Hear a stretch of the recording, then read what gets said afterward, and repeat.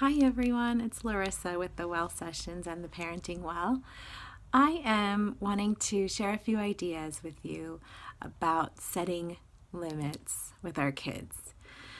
You know, everything that we're seeing today in the world is such an indicator of how terrified we are as a culture, as a world to set limits and to set boundaries. But why is that, do you think?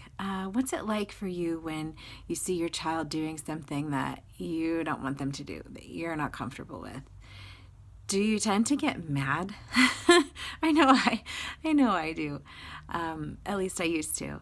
Until I started to really put in a lot of new perspective on behavior and mistakes, that being that mistakes are actually really important and allowed, and that I don't have to get mad to set a boundary.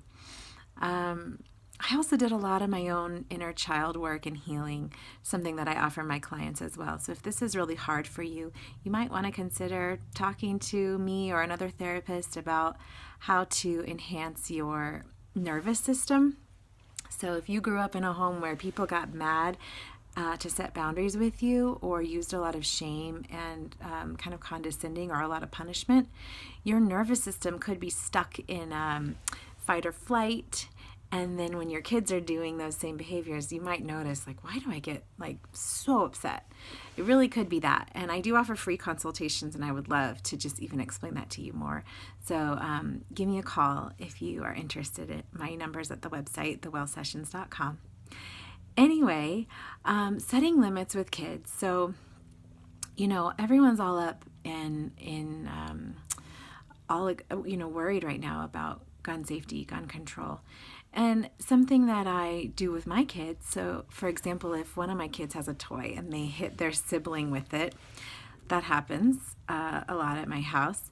Less than it used to now that I'm much better about setting boundaries and offering my leadership. But I used to get so mad and, it just never worked until I started being a leader, like I said. So if they hit with it, I just gently say, oh, I put my hand on the toy. I'm not going to let you do that. I'm not going to let you do that. I take it away for a while. Oh, I'm not going to keep it forever.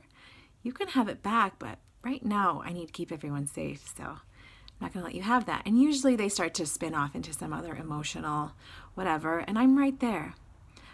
And I say to my child, I have got your back. I'm not going to let you act that way. I'm here, and then I try to offer my presence, get curious, like, what's going on for this kiddo? Thinking maybe like, okay, was there something that happened right before this? This isn't like you. I know you. And it really comes into challenging what stories we're telling ourselves about our kids.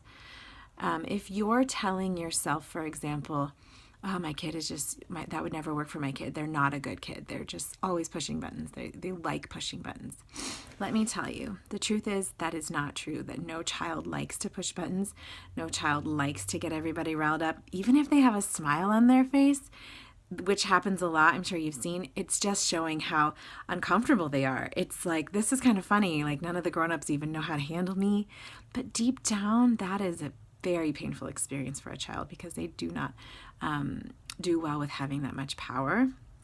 And so coming in with a gentle but firm and unruffled or, unflustered, like, oh yeah, that's something kids do when they are scared or when they don't have skills, which can happen for a lot of reasons, right? So they might be getting threatened by something someone else is doing. They wanted something, they're feeling left out. There's a whole bunch of reasons. But in that very first moment that I see that little bit of behavior, I just am right there. And I'm not necessarily hovering around all the time, but I'm close enough that I can step in and say, like, why don't we take a break and you can tell me about what's happening, or maybe we just change the subject and then I come back later and connect with the other kids. But I do right away, I'm not going to let you do that. And I want you to imagine what that feels like, to a kiddo when we just look at them, seeing who they are, seeing how much we love them. Another trick I will throw in real quick is that I often like to imagine the way I feel about my kids when they're asleep. So I don't know if you've ever done this, but if you're if you're a parent, you probably have, that when your kids have finally fallen asleep at night, and maybe you've been off like doing the dishes or watching your favorite TV show, and you come back and you kind of walk in their room. Have you ever just been overwhelmed by the amount of love you have for that child when they're asleep? It's just overwhelming sometimes. And so I like to pretend like my kids are asleep when they're being naughty. Like, oh, I love this child so much. And this is not them. This is just them learning, and I've got their back. What would it be like for you, even as an adult, to have a loving, caring partner, for example, even if it was in your own mind, that came in really quickly? Hey, I'm not going to let you do that. It's like, oh, all right, right? I mean, there's such a relief to the child when we step in confidently, secure. It's not like, what is wrong with you? Would you please stop doing that already? Oh my gosh, we're scared of you. We're mad at you. It's like, oh, no, I got you. That's a no.